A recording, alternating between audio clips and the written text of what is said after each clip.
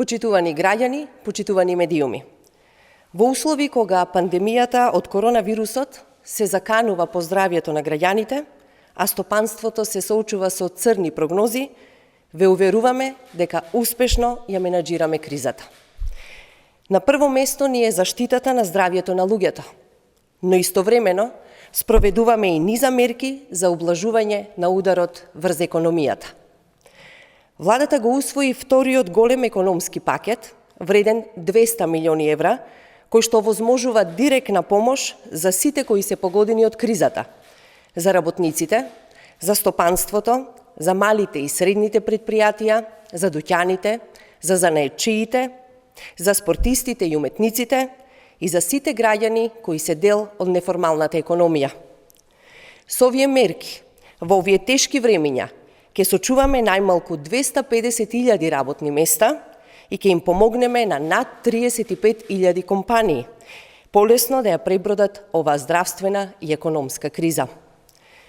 Ваквата криза со која што се соочуваме сите, од сите нас бара солидарност и заедништво во борбата против коронавирусот и економските последици кои ги предизвикува.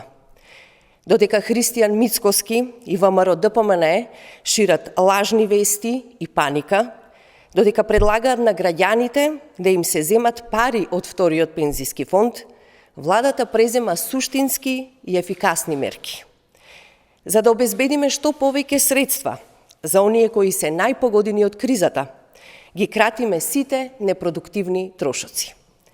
Во духот на солидарноста, сите функционери на државно и на локално ниво во наредните 2 месеца ќе примаат минимална нето плата од 14.500 денари.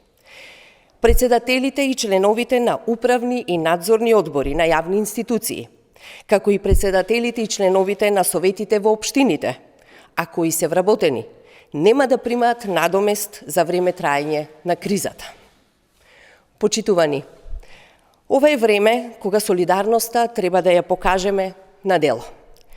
Затоа владата отвара солидарен фонд за донации од правни и физички лица за помош и поддршка за полесно справување со кризата.